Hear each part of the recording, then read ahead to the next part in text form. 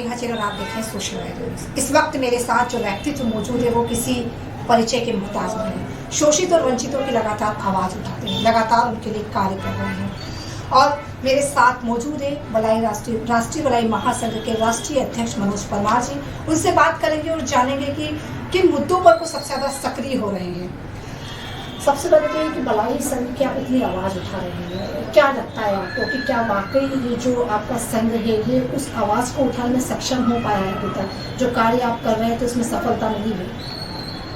करत करत अभ्यास ते जड़ मत होत सुजान, और आवत जावत रस्सी से सिर पर पड़त निशान। हम जो काम कर रहे हैं वो 3000 साल पुरानी कुप्रथा के खिलाफ काम कर रहे हैं। बहुत आसान नहीं है। सरकारों ने बाल विवाह के खिलाफ काम करा, आज आज़ादी के 75 वर्ष में भी असफल है। आज भी बाल विवाह चोरी छुप के हो रहा है। तो ये सब आधुनिकरण के साथ साथ, शिक्षा के साथ साथ ये समाप्त होगा। उसी प्रकार अस्पृश्यता, जातिवाद, छुआछूत, भेदभाव, वैमनस्यता, घृणा, जाति घृणा के खिलाफ हमारा काम रहता है। और हम ये मानते हैं कि जिस प्रकार से दहेज प्रथा एक बुराई है, सती प्रथा एक बुराई थी जो समाप्त हुई, बाल विवाह एक बुराई है जो समाप्त हुआ, मृत्यु भोज भी एक बुराई में लिया गया है, उसको भी धीरे धीरे संपन्न लोगों ने, समझदार लोगों ने धीरे धीरे उसे भी कमी करा। उसी प्रकार हिंदू धर्म का सबसे महत्वपूर्ण अंग अनुसूचित जाति जनजाति। मैं कई बार अपने उद्बोधनों में कहता हूँ कि पुरुष सूक्त का एक मंत्र है, ब्राह्मणों मुक्मासित बाहु राज्य ने कृत पुरु तद यद वेश्य पदभ्या शूद्रो अजायत। अर्थात ब्रह्मा जी के मुख से ब्राह्मणों की उत्पत्ति हुई, भुजाओं से क्षत्रिय की उत्पत्ति हुई, और उदर से वैश्यों की उत्पत्ति हुई, और पैरों से जो है शूद्रों की उत्पत्ति हुई। ऐसा हमारा शास्त्र कहता है। ब्रह्मा जी के किसी भी अंग से यहूदी की उत्पत्ति नहीं हुई, किसी ईसाई की उत्पत्ति नहीं हुई, कोई जीसस की उत्पत्ति नहीं हुई, किसी इस्लामिक व्यक्ति की उत्पत्ति नहीं हुई, किसी मुस्लिम की उत्पत्ति नहीं हुई। तो हम ब्रह्मा जी के वंशज हैं। ब्रह्मा जी के 4 संतानें हैं। ब्रह्मा जी की 4 संतानों के बारे में मैंने आपको बताया कि ब्राह्मण, वैश्य, ठाकुर और हम दलित। अब हमारे से अस्पृश्यता का जो है हजारों साल पुराना कुछ कट्टरपंथी लोगों के साथ जो हुआ, बीच में मुगल आए, मुगलों ने भी हमें ऐसा का ऐसा रखा। बाद में 200 साल ईस्ट इंडिया कंपनी, ब्रिटिशों का शासन आया, उस समय भी हमारे साथ में इस तरह का व्यवहार रहा। अब इस व्यवहार को सुधारने में आरएसएस के पदाधिकारी, आरएसएस महत्वपूर्ण भूमिका निभा रहा है। समरसता, सामाजिक सद्भाव की इकाइयाँ हैं। जो 5 कर्म बताए गए हैं उसमें पर्यावरण भी है और कुटुंब प्रबोधन भी है। इस प्रकार के 5 कर्म जो बताए गए हैं आरएसएस में, उसमें समरसता और सामाजिक सद्भाव भी है, जिसके कारण अब जागरूकता आ रही है। और जो सामाजिक सद्भाव है, बराबरी में आने का जो संदेश देता है, उसमें धीरे धीरे सुधार आ रहा है। मतलब अस्पृश्यता में जो जाति भेदभाव है उसमें सुधार आ रहा है। ऐसे हम इसमें वर्तमान की स्थिति से हमें आपका अवगत कराना है। आरक्षण को लेकर के विपक्ष बहुत मुद्दे उठा रहा है कि आरक्षण में कहीं ना कहीं सुधार होना चाहिए। आप मानते हैं ऐसा कि अभी, क्योंकि कई जनरल लोग तो ये भी कह रहे हैं कि 80% लाने के बाद भी वो नीचे रह जाते हैं और वो 40 लाने के बाद भी ऊपर पहुंच जाते हैं, तो आपकी क्या राय है? आरक्षण की उत्पत्ति क्यों हुई, पहले इस पे अध्ययन किया जाए। आखिर क्या कारण था? आखिर क्या कारण था कि आरक्षण की उत्पत्ति हुई, और जातिगत आरक्षण की उत्पत्ति हुई, उस पे ऐसा क्या कारण था? हम 3000 सालों तक गुलाम रहे। 3000 साल के बाद 1933 में अस्पृश्यता एक कानून बना, जिसमें हमें सछूत माना गया। अछूत की जगह सछूत, मतलब हमें छू सकते हैं। उसके पहले हमारे को छूने तक भी नाते हैं। हमारे बाप दादा पूर्वज जो रहे वो बंधुआ मजदूर रहे, मतलब रोटी पे काम करते थे। रोटी पेट भर के भी नहीं मिलती थी। 1938 में बंधुआ मजदूरी खत्म हुई अंग्रेजी शासन में। आज भी ग्रामीण अंचलों में बंधुआ मजदूरी होती है। अगर जातिगत आरक्षण की बात करें तो मैं तो ये कहना चाहूँगा कि पहले जातियाँ खत्म कर दो, आरक्षण स्वतः समाप्त हो जाएगा। और यदि आपको लगता है कि जातिगत आरक्षण गलत है, तो आप हिंदुस्तान की किसी भी नगर निगम में चले जाओ और पता कर लो कि गटर कौन साफ कर रहा है, नाली कौन साफ कर रहा है और मेला कौन उठा रहा है, तो भी आपके जो चक्षु है वो खुल जाएंगे। आप इंदौर शहर हमारा हिंदुस्तान का सबसे स्वच्छ शहर है।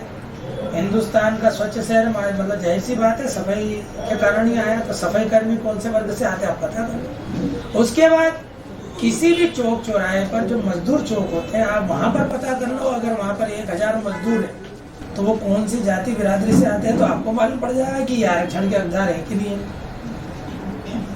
भाई जातीय वैमनस्यता, जातीय घृणा ने अशिक्षा पैदा करी। जातीय अशिक्षा के कारण एक जाति का शोषण होता रहा, उसके साथ घृणा होती रही, उसको वंचित रखा गया।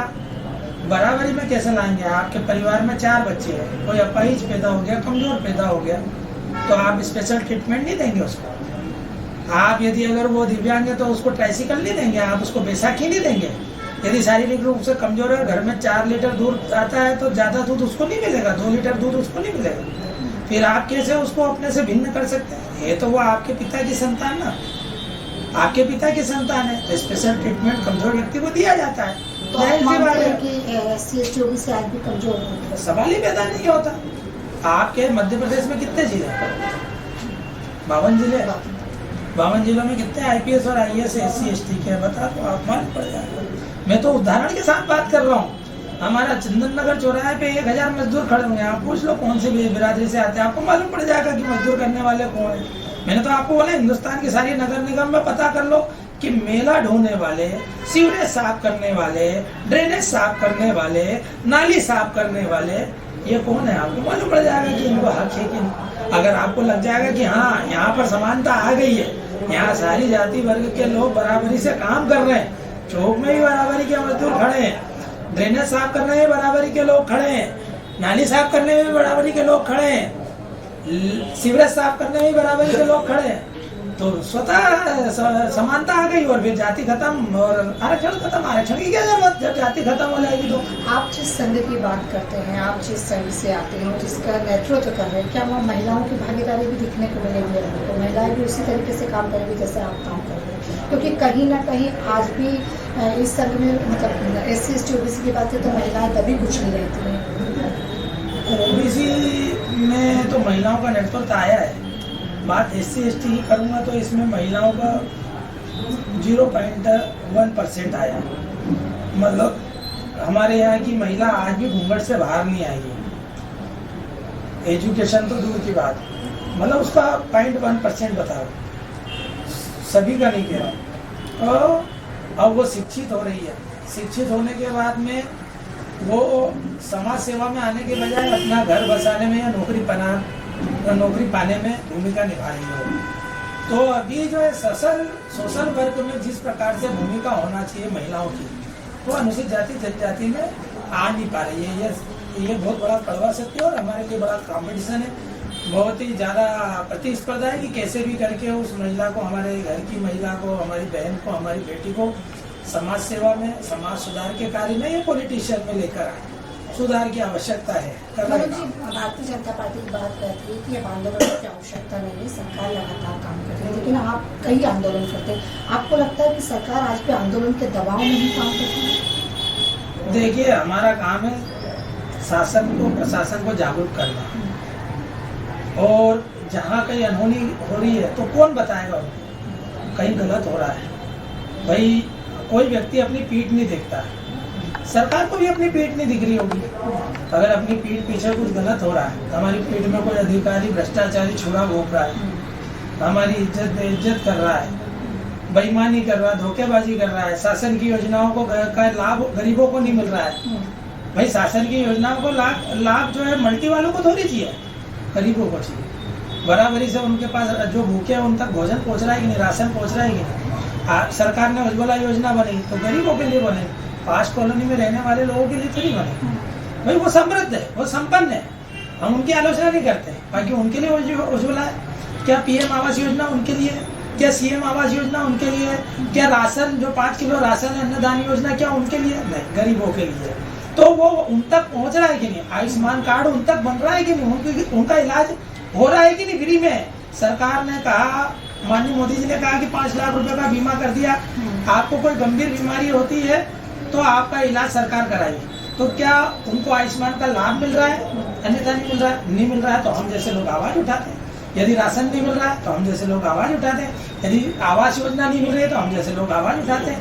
यदि लाडली बहना का लाभ नहीं मिल रहा है तो उठाना पड़ेगी आवाज। यदि अन्यत्र योजना, संबल की योजना है, उसका लाभ नहीं मिलेगा तो हम उठाएंगे आवाज। गरीब, शोषित, वंचित और जो मजदूर तबका, जरूरत उसको है। जो समृद्ध है, जो संपन्न है, जो ताकतवर आदमी है, उसको जरूरत नहीं है आपकी आवाज उठाने की।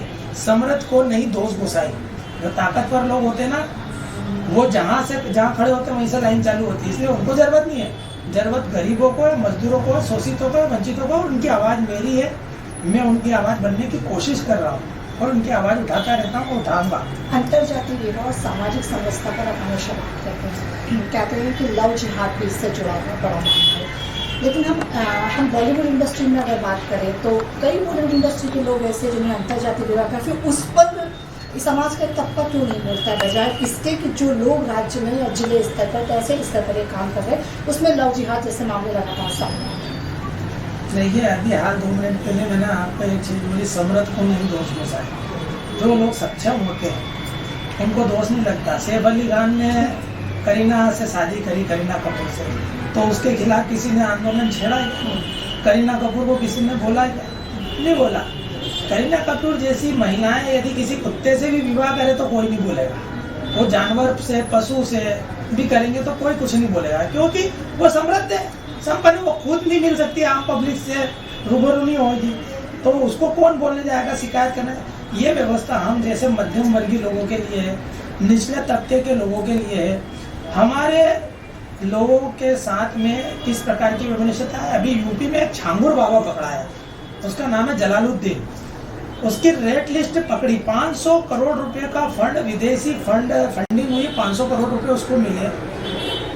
जो जनरल कैटेगरी ब्राह्मण समाज की बेटी हो, ठाकुर समाज की बेटी हो, तो मुस्लिम लड़कों को पटाने के लिए 20 लाख रुपए, ओबीसी समाज की लड़की को पटाने के लिए, वैश्य समाज की, अग्रवाल जैन समाज की लड़की को पटाने के लिए 15 लाख रुपए इनाम है। और कुशवाहा, यादव, नाई, कुमार, कुमावत समाज की बच्ची को पटाने के लिए 10 लाख रुपए, और हमारी अनुसूचित जाति जनजाति की लड़की को पटाने के लिए 5 लाख रुपए का इनाम है। 4 साल में 47,000 लड़कियां गायब हुई है केवल इंदौर में। तो पूरे हिंदुस्तान की बात करें तो 5 लाख लड़कियां हर साल गायब हुई हैं। वो लड़कियां कहाँ गई? ये विचारणीय प्रश्न है। ये समझना पड़ेगा कि 5,20,000 घुसपैठिया आज भी हिंदुस्तान में रह रहे हैं, जिनके पास भारत का आई कार्ड नहीं है। उनको ढूंढ निकालना पड़ेगा। हमारी बेटियों के साथ अय्याशी करना, उनसे ढेर सारे बच्चे पैदा करना और उनका इस्लामीकरण करना, ये उनका प्रोपेगेंडा है। हमारे यहाँ पर हम दो और हमारे दो का नियम चल रहा है। शेर का बच्चा एक ही अच्छा चल रहा है। और अब नई चीज आ गई, लिव इन रिलेशनशिप, न बच्चा हो न बच्ची और नींद आए अच्छी। ये हमारा युवा जो है गुमराह हो गया। और इस्लाम में क्या है, हम 5 हमारे 75, किसी के हाथ में ईंट और किसी के हाथ में पत्थर, तो ये थोड़ी चलेगा। वो 75 पैदा कर रहे हैं, हम एक करने में भी शर्मा रहे हैं, घर का मैनेजमेंट देख रहे हैं। तो ये जो हिंदू समाज के लोग जो संपत्तियां भेले कर रहे हैं, किसके लिए कर रहे हैं भाई? जिसकी संख्या जितनी संख्या भारी उसकी उतनी हिस्सेदारी। बांग्लादेश में 50% हिंदू थे, क्या हुआ आज 2% बचे। पाकिस्तान में 40% से ज्यादा हिंदू थे, क्या हुआ 2% बचे। यही स्थिति हिंदुस्तान में होगी अगर लव जिहाद जैसे विषय को नहीं रोका गया, इस्लामिक तुष्टीकरण को नहीं रोका गया, इस्लामिक मूवमेंट को नहीं रोका गया, धर्मांतरण जिहाद को नहीं रोका गया, तो ये हिंदुस्तान के लिए बहुत बड़ा खतरा होगा, जिसे आप गजवाए हिंद कहते हैं। आपने सुना होगा गजवाए हिंद, कभी आपने सुना गजवाए चीन, गजवाए जापान, गजवाए अमेरिका? क्यों नहीं? क्योंकि हिंदुस्तान पे वो कमजोर लोगों पे ये चीजें आजमाते हैं। अमेरिका मजबूत है, जापान मजबूत है, उत्तर कोरिया, दक्षिण कोरिया मजबूत है ना, चीन मजबूत है, वो उनकी अकल ठिकाने लगा देते हैं। इसलिए वहाँ पे गजवाए चीन नहीं चलता। हमारे यहाँ गजवाए हिंद इसलिए चला रहा है क्योंकि हमारा हिंदू समाज जाति, वर्ग और संप्रदाय में बटा हुआ है, पंथों में बटा हुआ है। हमारे रविदास जी कहते हैं जाति जाति है सो केतन के पात, और रैदास मानुष न जुड़ सके जब तक जाति न जात। मैंने एक ताजा उदाहरण देता हूँ। भगवान वेंकटेश मंदिर में के प्रसाद में किसी मांस मिलाया तो सब लोगों को सड़क पे, समाज को, बाकी केवल महेश्वरी समाज सड़क। उस आंदोलन में मैं शामिल था। अगर 5,000 लोग उसमें शामिल थे तो उसमें 4,900 लोग जो थे वो महेश्वरी समाज के थे। तो ऐसा क्यों, पूरा समाज क्यों नहीं आया? आज किसी दलित बेटी के साथ में अत्याचार शोषण होता तो पूरा हिंदू समाज क्यों नहीं आता? आज किसी ब्राह्मण बेटी के साथ में होता तो केवल परशुराम सेना क्यों आएगी, बाकी सब क्यों नहीं आते? तो राजपूत बेटी के साथ कभी गलत होता है तो केवल कर्णी सेना क्यों आती है? हम जैसे दूसरे भीम सैनिक भी आना चाहिए, परशुराम सेना के लोग भी आना चाहिए।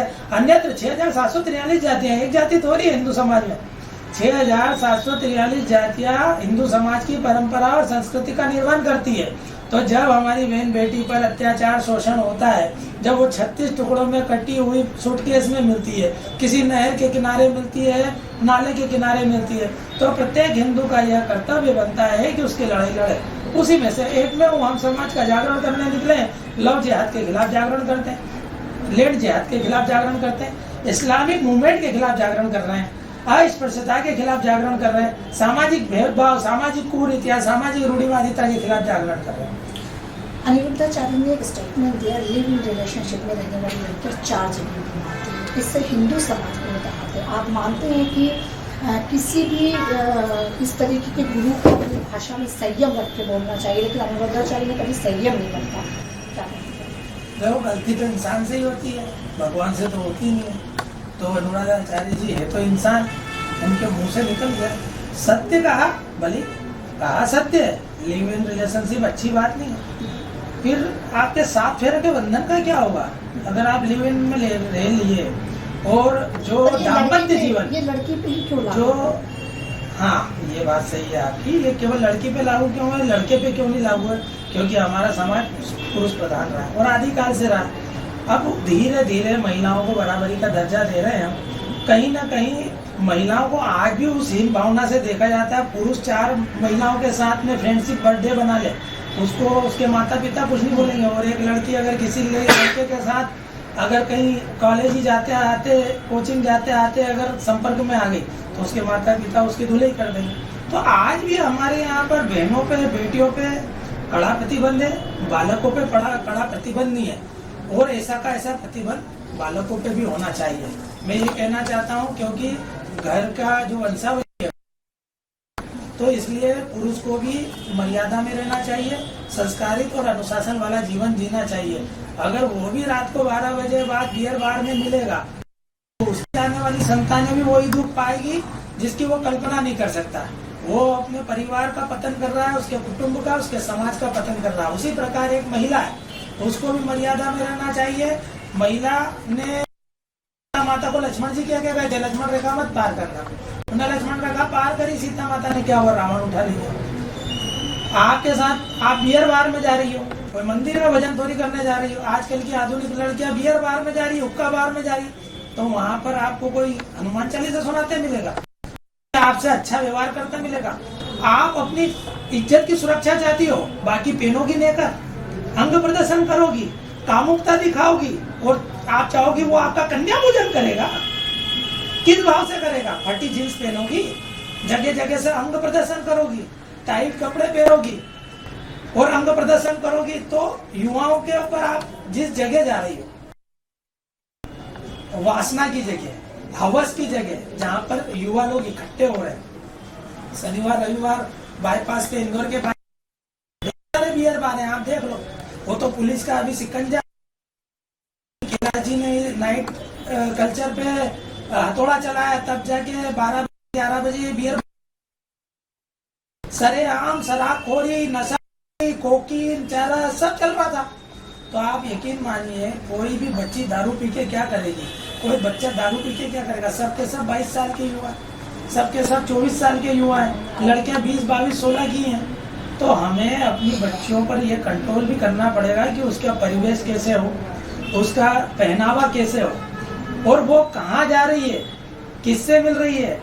क्या आप अपनी बच्चियों को अगर बियर बार में भेजोगे तो क्या आप चाहोगे कि बच्ची वहाँ अच्छी जगह जा रही, वहाँ तो उसका शोषण हो गई, फिर बाद में आप बोलोगे कि ये तो गलत हो गया। चड्डी बना के, मतलब नेकर में आप भेज रहे हो, अंग प्रदर्शन आप कर रहे हो, आप फटी जींसों में आप भेज रहे हो बहन बेटियों को, और बाद में दोष दे रहे हो लड़कों को, तो ये गलत बात है। ऐसा नहीं है, ये गलत है। ये ऐसा होना नहीं चाहिए। हमें है ना अपनी बेटियों पे भी कंट्रोल करना, बेटों पे भी कंट्रोल करना, क्योंकि हमें अपनी संस्कृति बचाना है, हमारी परंपराएं बचाना है। तो ये हमारी परंपराओं के खिलाफ है, ये पाश्चात्य संस्कृति है जिसका हमारे यहाँ पर उदय हो गया और अब रुकने का नाम नहीं ले रही है। हालांकि इसके खिलाफ बजरंग दल और विश्व हिंदू परिषद, हिंदू जागरण मंच समय समय पर काम कर रहा है। पहले से रोकथाम में हम आगे आए, किंतु देखो बुराई ऐसी चीज है जो जल्दी फैलती है, अच्छाई की गति धीरे है और बुराई की गति जो है बहुत तेज है। तो ये जो पाश्चात्य संस्कृति है वो लगातार वृद्धि कर रही है और तेजी से कर रही है, क्योंकि आज का आधुनिक युवा, आपका मोबाइल है, पल पल में रील, आप बच्चियां तलवार घुमाते मिली, आप 100 रील देखो, एक रील बहुत मुश्किल मिलेगी, 99 बच्चियां वो डांस करते हुए मिलेगी। तो वो पहले एक समय था कि राजा महाराजा कोठे पे जाते थे और महिलाएं इनको जो है नचाते थे। तो क्या आज हमारी बहन बेटियां नृत्यांगना हो गई और अपना रही हैं? तो हमारी बच्चियों को हमारे वीरांगना बनाना, लक्ष्मीबाई बनाना, दुर्गावती बनाना, अवंतिका बाई बनाना, सीता जैसी सावित्री बनाना है, अनसुईया जैसी तपस्वी बनाना है कि डांसर बनाना है? और लड़कों को क्या भांड बनाना है? पहले का बच्चा 14 साल का अखड़ जाता था, रियाज मारता था। आज 14 साल का बच्चा ब्रेक डांस करता है, आड़ा टेढ़ा होता है। तो भांड है ना, ये नृत्य हमारी शोभा थोड़ी है, ये तो भांडों का काम है, नाचना गाना। ये भांड की व्यवस्था में चले गए हमारे युवा। तो ये तो रोकना चाहिए। हमारे बच्चों को महाराणा प्रताप पढ़ाओ, हमारे बच्चों को शिवाजी पढ़ाओ, हमारे बच्चों को नृत्य सीखने की जरूरत नहीं, तलवार घुमाने की जरूरत है, बनाटी घुमाने की जरूरत है, लकड़ी घुमाने की जरूरत है, लठ घुमाने की जरूरत है। लड़कियों को भी लठ और तलवार घुमाना चाहिए, उनको भी शौर्यता और वीरता का पराक्रम दिखाना चाहिए। किंतु हमारे यहाँ पर अभी ये जो नया चलन पाश्चात्य संस्कृति का हुआ, इसमें जो हमारी बहन बेटी है वो भी नाचने में मगन है और हमारा जो बेटा है वो भी ब्रेक डांसर हो गया, भांड बन गया। वो भी मनोज जी, इतनी प्रमुखता से आप इस बात को कहते हैं, तो आने वाले समय में हम आपको राजनेता के रूप में देख सकते हैं। पार्टी कभी ऐसा ऐलान कर रही है, कोई ऐसी संभावना है कि अब टिकट लेंगे, विधायक सांसद कुछ बनेंगे? अभी तक मांगा तो नहीं है, देंगे तो मना नहीं करूंगा भाई। प्रयास मैं एक समाज सेवी हूँ, मेरा काम है समाज सुधार करना, समाज की बिगड़ी व्यवस्था को सुधार करना, समाज में जो गलत कुरीतियां उसका विरोध करना, जो रूढ़िवादिता प्रथाएं हैं उनका विरोध करना, समाज के निचले तबके को ऊपर लाना, गरीब व्यक्ति को रोजगार कैसे मिलेगा उस विषय पे चर्चा करना, जो रोगी व्यक्ति है उसको दवा कैसे मिलेगी उसके लिए संघर्ष करना, मेरा विषय ये है। और यदि ये विषय करते करते यदि अवसर मिलेगा तो उस अवसर का हम लाभ लेंगे और उस अवसर पे हम काम करेंगे। काम राजनीति देखो सेवा का माध्यम है, सेवा यूं भी कर रहे हैं। आज हम कुछ भी नहीं है, केवल समाज के अध्यक्ष हैं तो भी सेवा कर रहे हैं। अगर कुछ बन गए तो और ताकत से सेवा करेंगे। आज हम अगर 2% कर रहे हैं तो उस समय 100% करेंगे। बाकी ये जरूर है, इस चीज का वादा करता हूँ मैं आपको कि जिस दिन भी संवैधानिक पद पे आएंगे तो हम पब्लिक को, आम व्यक्ति को 100% देंगे। इस इंटरव्यू को आप सेव रखना। अच्छा, ये ऑपरेशन सिंदूर को लेकर के कांग्रेस एक बड़ा आरोप लगा रही है कि सब झूठा है, ट्रंप ने ऐलान करा, मोदी जी ने रोक दिया। क्या आपको नहीं लगता कि ऑपरेशन सिंदूर लंबा चलना चाहिए था? क्योंकि इस बार पूरा देश एकजुट था, पूरी सेना एकजुट थी, और उसके बाद इस ऑपरेशन सिंदूर को बीच में रोकना कहीं ना कहीं वाकई क्या ट्रंप की बात हमने मान ली है? देखो, घर का जो मालिक होता है ना, पड़ोसी से जब झगड़ा होता है उसको मालूम है कि झगड़े में कितना फायदा और कितना नुकसान है। जितना मारना था पाकिस्तान को मारा, उसके बाद पाकिस्तान ने घुटने टेके, तब हमारे यहाँ पर क्षमा का सबसे बड़ा प्रावधान है। आपका नाम मेघा जैन है, आपके यहाँ क्षमा पर्व बनता है। क्षमा वीरस्य भूषणम किसने कहा? राजा युधिष्ठिर ने कहा। वन पर्व में कहा, यक्ष संवाद में कहा कि वीरों का भूषण क्या है? क्षमा है। तो घुटने उनने टेके, हमने नहीं टेके। उनने हमारे जो जितने लोग मारे उससे 4 गुना मारे हमारे लोगों ने, हमारे सैनिकों ने। भारतीय सेना पर क्वेश्चन है, ये सरकार पे क्वेश्चन ही नहीं है। कांग्रेसी उनकी बुद्धि खराब हो गई कुल मिला के, ये भारतीय सेना पे क्वेश्चन कर रहे हैं। और सवाल वो लोग उठा रहे हैं जो पलंग पर बैठे बैठे अपनी पत्नी को बोलते हैं कि 1 गिलास पानी पिला देना, वो उठ के जाके पानी भी नहीं पी सकते। वो लोग पूछ रहे मोदी जी ने युद्ध विराम क्यों किया? 15 दिन, महीने भर, 2 महीने अगर युद्ध चल जाता और आटे दाल के भाव बढ़ जाते ना, तो यही लोग मोदी जी को गाली बकने लग जाते। तो ये दोहरी नीति नहीं चलेगी। आप भारतीय हो, भारतीय झंडा बुलंद है, हमारा तिरंगा बुलंद है, हमारा मान सम्मान बुलंद है। पाकिस्तान को घुटने पे लेकर आए हम, है ना। वैश्विक व्यवस्थाओं में यदि अगर कोई बात हुई है तो एक दूसरे का सम्मान हर व्यक्ति करता है। यदि अगर उन्होंने आपस में अगर अपनी क्षमा याचना करी, मोदी जी ने अगर क्षमा कर दिया तो बुरा काम थोड़ी करा भाई, हमने बदला भी लिया, मारा भी सही, और ये जंग खत्म नहीं हुई है। एक चीज और बता दो, युद्ध और जंग ये दोनों अलग अलग शब्द है। आपके लिए हो सकता है एक शब्द हो। युद्ध होता था आदि काल में, महाभारत का युद्ध हुआ था, जब शंख बजते थे, सूर्य उदय होता था तो सूर्य अस्त पे युद्ध खत्म होता था। सूर्य अस्त पे खत्म होने के बाद एक सेना दूसरे सेना से मिल सकती थी, हालचाल पूछ सकती थी, इधर का आयुर्वेदाचार्य इधर का वेद उधर इलाज करने जा सकता था, कौरवों का इलाज करने वाला आयुर्वेदाचार्य इधर जा सकता था। सुसेन ने भगवान राम जी के भाई का इलाज किया, उसे कहते हैं युद्ध, जो परंपराओं में लड़ा जाता है कि सूर्य उदय से लेकर सूर्य अस्त तक। ये जंग है, जंग कभी खत्म नहीं होती। आज भी ऑपरेशन सिंदूर खत्म नहीं हुआ है। ये ऑपरेशन सिंदूर अगर उन्होंने चालू किया है तो खत्म भी अभी नहीं होगा जब तक निस्ते नाबूद नहीं कर देते। इसलिए खत्म करने का ये इंटरवल है, अभी वेन्यू बाकी है, जिसको ये बोल सकते हैं। 15 अगस्त 1947 को देश आज़ाद हुआ, 78 वर्ष आज़ादी के हो गए, पर आप मानते हैं कि भारत आज भी पूर्ण रूप से आज़ाद हो गया? भ्रष्टाचार की बात करें, काला बाजारी की बात करें, लव जिहाद की बात करें, लिंग जिहाद की बात करें, तो कब ऐसा होगा कि जब हम देश को पूर्ण रूप से आज़ाद देख पाएंगे?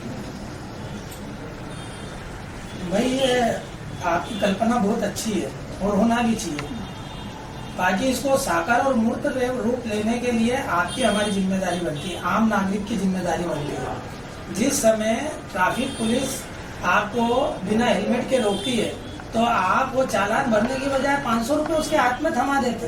किसी ने बोला कि 500 रुपए थमा दो, तो भ्रष्टाचार को बढ़ावा नहीं दो। आपका जन्म प्रमाण पत्र बनने में लेट हो जाता है तो टेबल के नीचे से 500 रुपए का नोट कौन खसका था? आम आदमी खसका था ना। तो भ्रष्टाचार, उन्होंने बोला कि आप दो और आप लो।